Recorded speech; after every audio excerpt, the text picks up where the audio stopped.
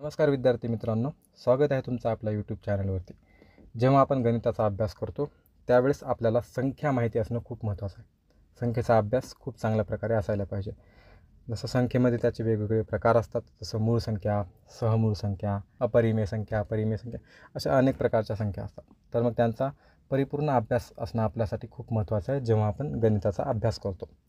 जर आपल्याला कंबाईनला पाहिलं तर मागच्या वर्षी जेव्हा कंबाईन बी आणि सी एकत्र झाली होती त्यावेळेस गणितावरती 20 प्रश्न विचारले होते. आता यावर्षी जर पाहिलं तर बी वेगळी होणार आहे, सी वेगळी होणार आहे. तर मग प्रश्न होऊ शकतात, कमी होतील, पण आपण जास्तच म्हणून जायचं, बरोबर. 20 प्रश्न पडतील या अंदाजाने आपण जाऊया, कारण मागच्या वर्षी पडले होते. तर मग त्यामध्ये संख्या हा खूप महत्त्वाचा टॉपिक असतो. या संख्यांचा जेव्हा आपण चांगला अभ्यास करतो तेव्हा आपल्याला गणित जरा सोपं जातं असं आपण म्हणू शकतो. तर मग या संख्यांचे वेगवेगळे प्रकार असतात, ज्यामध्ये सर्वात प्रथम असते नैसर्गिक संख्या, त्याला म्हणतो आपण नॅचरल नंबर्स.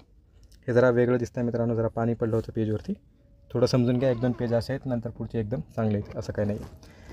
नैसर्गिक संख्या कोणत्या असतात? दैनंदिन व्यवहारात मोजण्यासाठी आपण ज्या संख्यांचा वापर करतो त्यांचाच नैसर्गिक संख्या असा उल्लेख केला जातो. याचा अर्थ काय असतो? दैनंदिन व्यवहार. जेव्हा आपण दैनंदिन व्यवहारामध्ये जेव्हा व्यवहार करत असतो, व्यापार करत असतो, त्यावेळेस ज्या संख्या आपण वापरतो त्या संख्यांना नैसर्गिक संख्या असे म्हणतात. त्यावेळेस आपण कधी म्हणतो का असं, धरे मी तुला वजा 10 रुपये दिले? नाही, वजा ही संख्या नैसर्गिक संख्या नाही आहे, कारण ते व्यवहारामध्ये आपण वापरत नाही, बरोबर. अशी कोणतीही संख्या असो जी आपण व्यवहारामध्ये वापरतो ती नैसर्गिक संख्या समजली जाते. आता 0 ही संख्या आपण स्वतंत्रपणे व्यवहारामध्ये वापरत नाही. समजलं का तुम्हाला? 0 ही संख्या जेव्हा आपण 1च्या पुढे लावतो तेव्हा ती 10 बनते, आणखी एक वेळ लावली ती 100 बनते. 0चं महत्त्व खूप आहे, परंतु ती स्वतंत्ररित्या एक नैसर्गिक संख्या नाही आहे, ती फक्त एक संख्या आहे, बरोबर. ती फक्त एक संख्या आहे, त्याला पूर्ण संख्या असं म्हणता येतं, परंतु ती नैसर्गिक संख्या नाही आहे. नैसर्गिक संख्या अशी कोणतीही संख्या असते जी आपण दैनंदिन व्यवहारामध्ये वापरू शकतो. पुन्हा एकदा ऐकून घ्या, लिहून घ्या. नैसर्गिक संख्या अशी संख्या असते ज्याचा वापर आपण नेहमी दैनंदिन व्यवहारात करतो. तर मग अशा कोणत्या संख्या असतात? 0 सोडून द्या, कारण 0 रुपये आपण कधी वापरत नाही. वजा 10, वजा 2 असे रुपये कधी कुणाला देत नाही, ठीक आहे. देतो काय आपण? 1-2 रुपये दिले असतील, 100 रुपये दिले असतील, 1000 रुपये दिले असतील, ठीक आहे. तर मग ज्या नैसर्गिक संख्या असतात त्यांना आपण एन या अक्षराने दर्शवतो. त्या आहेत 1, 2, 3 ते इन्फिनिटीपर्यंत, अनंतापर्यंत आपण नैसर्गिक संख्या मोजू शकतो, ठीक आहे.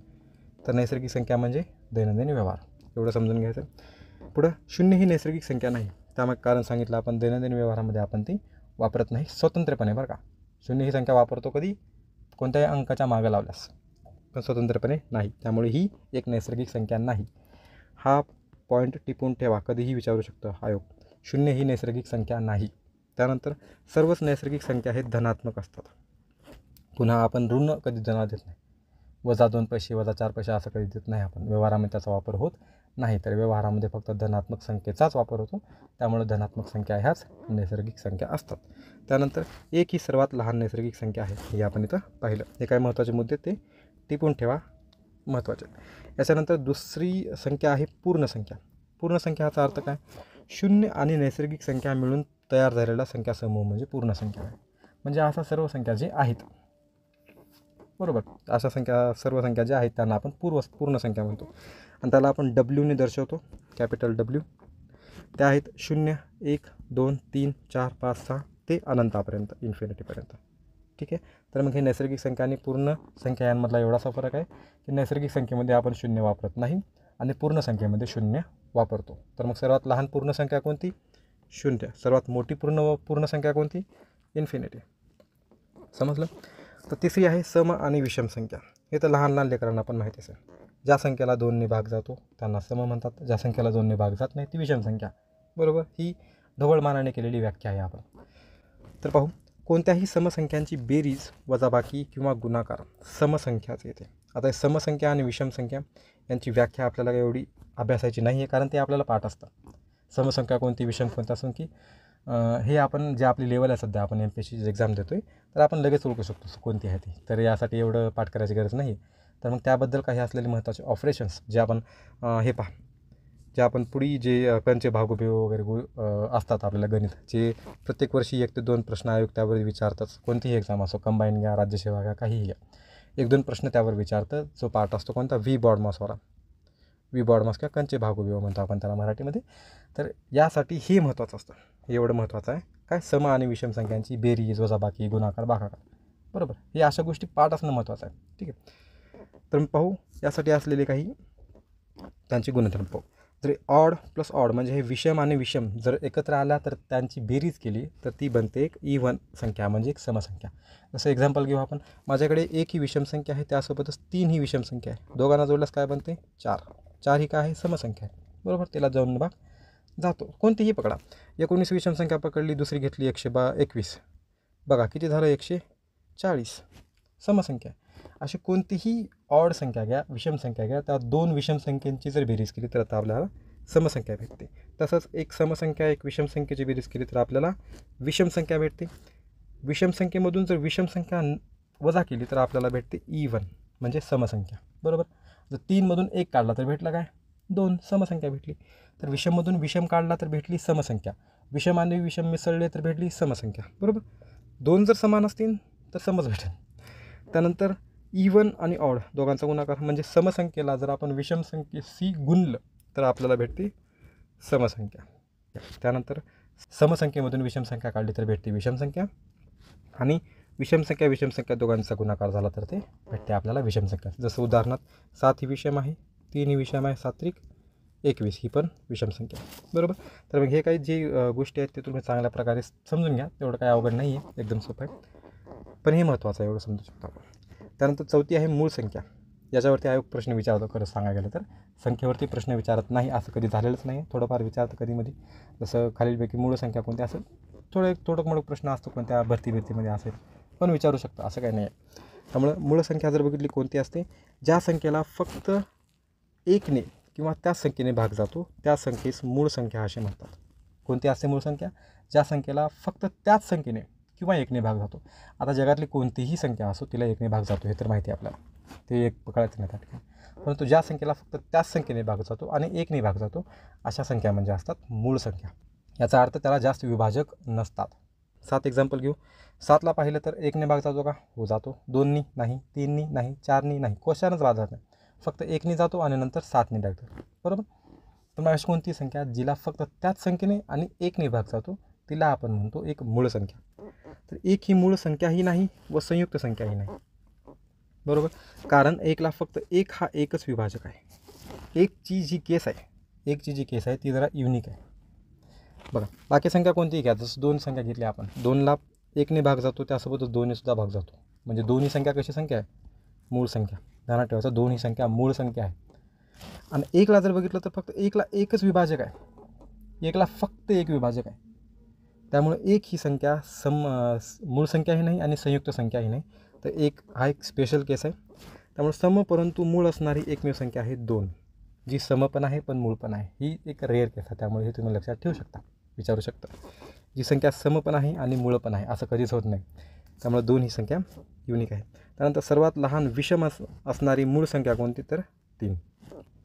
यानंतर पुढे 1 ते 100पर्यंत एकूण 25 मूळ संख्या आहेत व त्यांची बेरीज ही 1060 आहे. हे स्टेटमेंट महत्त्वाचं आहे, लक्षात ठेवा, कुठंतरी टिपून ठेवा, हे स्टेटमेंट जरा महत्त्वाचं आहे. 1 ते 100पर्यंत एकूण 25 मूळ संख्या आहेत आणि त्यांची बेरीज ही 1060 आहे. जेव्हा आपण संख्यांची बेरीज वगैरे असं पाहतो तसे प्रश्न विचारतात थोडेफार, त्यामध्ये हे असं विचारू शकतात. तर तुमचा टाईम सेव्ह करण्यासाठी तुम्ही हे काढू शकता लगेच, एवढं काही अवघड नाही आहे.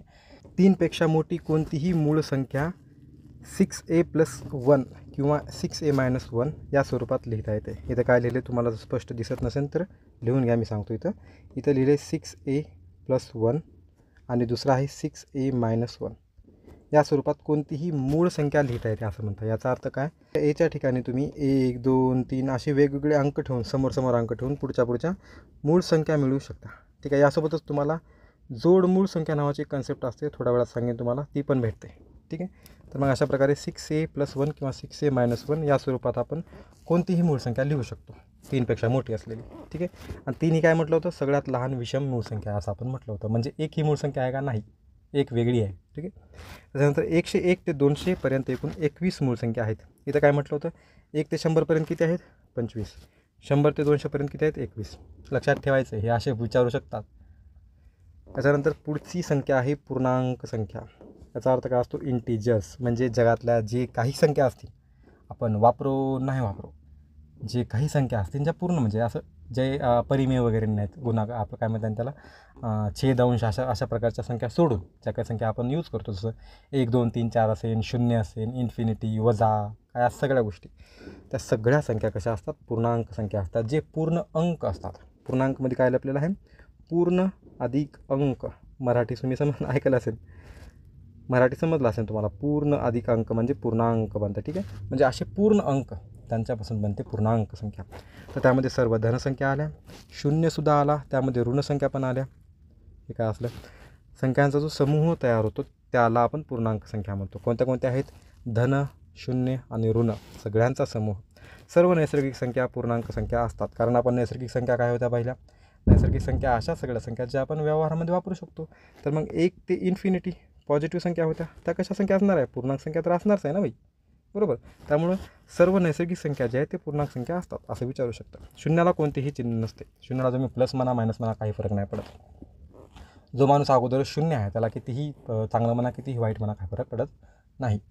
त्यामुळं शून्यला ना कोणतं साईन असतं ना काय नाही. तुम्ही त्याला धन म्हणू शकत नाही, त्याला ऋण म्हणू शकत नाही. शून्याला कोणताही चिन्ह नसतं. तर मग ही जी पूर्णांक संख्या असते त्याला आपण इंग्लिशमध्ये म्हणतो इंटिजर्स. त्याला आयने दर्शवतात. तर त्या संख्या आहेत -इन्फिनिटी ते डॉट डॉट डॉट ते -1 0, नंतर प्लसकडे जातं इकडं, आणि तिथं प्लस इन्फिनिटी म्हणजे अनंतापर्यंत.